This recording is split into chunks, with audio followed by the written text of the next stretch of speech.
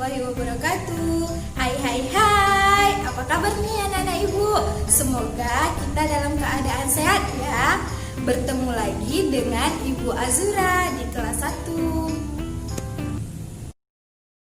1. Sebelum belajar, marilah kita berdoa terlebih dahulu. Berdoa dimulai. Bismillahirrahmanirrahim. Rabbi zidni ilma warzuqni fahma. Amin. Berdoa selesai. Kali ini kita akan belajar tentang tema 2, subtema 4, pembelajaran 4, gemar membaca. Adapun tujuan pembelajaran kita kali ini adalah yang pertama, siswa dapat mengetahui cara membaca yang baik dan benar. Yang kedua, siswa dapat mengetahui gambar-gambar ilustrasi. Sebelum belajar, ayo kita bernyanyi bersama agar lebih semangat belajarnya.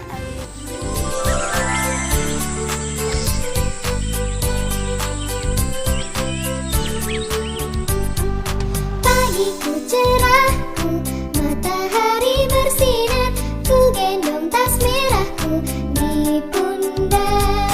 Selamat pagi semua, ku nantikan dirimu di depan kelasmu, menantikan kami. Guruku tersayang, guru tercinta, tanpamu apa jadinya aku? Tak bisa baca tulis, mengerti banyak hal, guruku terima kasihku. Nyatanya diriku kadang buatmu marah, namun segala maaf kau berikan.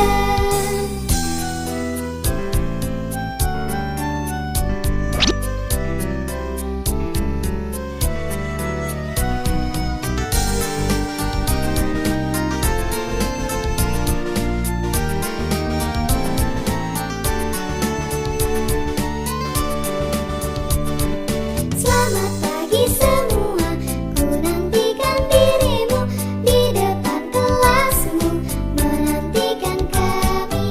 Guruku tersayang, guru tercinta, tanpamu apa jadinya aku? Tak bisa baca tulis, mengerti banyak hal, guruku terima kasihku.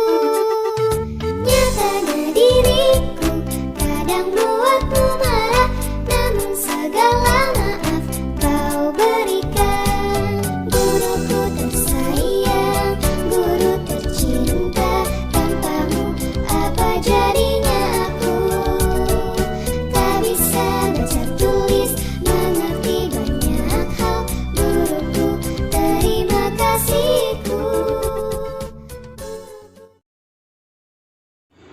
Nah, udah pada semangat kan anak ibu untuk memulai pembelajaran? Langsung saja ya, kita mulai pembelajaran kita kali ini. Coba anak-anak ibu perhatikan gambar. Apa yang dilakukan Edo dan teman-temannya? Ya, mereka sedang berlatih gerak mendorong. Jadi, ketika melakukan gerak mendorong ini, anak-anak ibu bisa menggunakan tangannya ya nak. Gerak mendorong ini dapat melatih kekuatan otot tangan dan otot kaki. Salah satu kaki kita harus bertumpu ke depan ya nak. Lalu dorong sekuat tenaga yang ada di depan kalian ya nak. Seperti yang dilakukan Edo dan teman-temannya. Anak-anak ibu dapat melakukan di rumah ya nak. Lakukan bersama teman-temanmu, tetapi tetap harus didampingi oleh orang dewasa ya nak, agar tidak terjadi cedera. Kita lanjut ya nak, perhatikan gambar ini. Beri tanda centang pada posisi yang tepat dilakukan saat membaca dan menulis.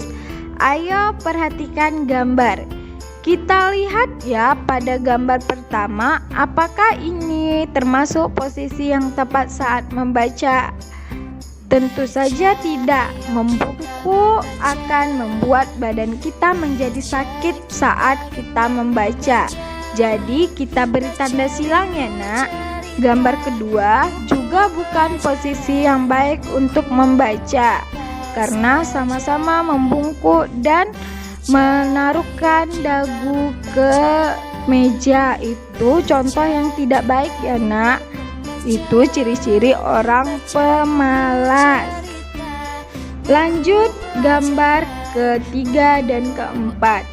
Gambar ini merupakan posisi yang tepat dilakukan saat membaca karena posisi duduk dan jarak buku bacaan dengan mata pas sehingga anak-anak ibu dapat membaca dengan baik.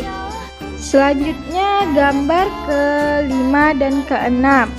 Nah, gambar kelima dan keenam ini juga posisi yang pas untuk menulis ya anak-anak ibu karena badannya duduk tegak dan jarak buku dan matanya pas sehingga anak-anak ibu tidak kelelahan saat menulis. Selanjutnya, ayo mengamati. Siti dan Lani mengamati sebuah buku cerita. Mereka kagum melihat gambar-gambar yang ada. Gambar-gambar pada buku disebut gambar ilustrasi. Di dalam buku cerita selalu ada ilustrasi. Nah, anak-anak ibu tahu nggak apa itu gambar ilustrasi? Pada belum tahu ya? Ibu kasih tahu ya. Gambar ilustrasi itu gambar yang menggambarkan sesuatu sesuai dengan hal yang ingin kita gambarkan. Jadi, gambar-gambar yang ada di buku cerita atau di buku dongeng itu merupakan gambar ilustrasi ya nak. Di dalam buku pelajaran juga memiliki gambar ilustrasi ya anak-anak. Gambar ilustrasi ini dibuat untuk mempertegas isi teks. Nah, pada buku cerita ini menggambarkan apa isi dari teks tersebut. Adapun contoh gambar ilustrasi yang terdapat pada buku cerita, dapat anak-anak ibu lihat ya. Gambar tersebut menceritakan apa isi dari teks. Mari kita perhatikan bersama. Pada gambar pertama, anak-anak ibu dapat melihat si kancil ingin menyeberangi sungai. Tiba-tiba ada si buaya yang ingin menerkam si kancil. Si kancil pun ketakutan, tetapi tiba-tiba si kancil mendapatkan ide bagus untuk dapat menyeberangi sungai tersebut tanpa menjadi santapan para buaya. Si kancil pun membohongi para buaya. Si kancil mengatakan, "Aku ingin menyerahkan diri kepada kalian, asalkan para buaya berbaris dengan rapi agar aku dapat melihat ada berapa buaya yang akan memakanku nantinya." Buaya itu pun setuju. Mereka berbaris dengan rapi. Kancil pun mulai menghitung buaya hingga sampai ke seberang sungai. Sesampainya di seberang, Kancil berterima kasih kepada buaya karena telah menyeberanginya. Buaya pun menjadi kesal kepada Kancil karena telah tertipu oleh Kancil. Si Kancil pun berlari mencari makan dan merasa senang karena dapat terbebas dari buaya. Kita lanjut ya. Coba perhatikan gambar berikut. Apa yang dilakukan ibu guru? Ya, ibu guru sedang membacakan buku hariannya. Buku hariannya menceritakan kegiatannya sehari-hari. Ibu guru selalu menuliskan di buku hariannya dan ibu guru memperlihatkan ke murid-murid. Ibu guru juga sedang membacakan buku hariannya. Membaca buku sangatlah bermanfaat ya anak-anak ibu. Kita dapat mengetahui kegiatan yang telah kita lakukan. Kita juga dapat menuliskan perasaan dan isi pikiran kita ya anak-anak. Ayo anak-anak ibu, buatlah buku harianmu. Hiasi halaman depan buku harianmu. Tulis kegiatanmu dalam buku tersebut. Contohnya seperti ini ya. Buatlah sekreatif mungkin. Selamat mencoba. Sekian pembelajaran kita kali ini. Jangan lupa jaga kesehatan ya nak. Cuci tangan setelah beraktivitas. Lalu gunakan masker ketika keluar rumah. Semoga pandemi ini lekas berakhir ya nak, agar kita dapat bertemu untuk melakukan pembelajaran. Nah, Ibu akhiri, wassalamualaikum warahmatullahi wabarakatuh.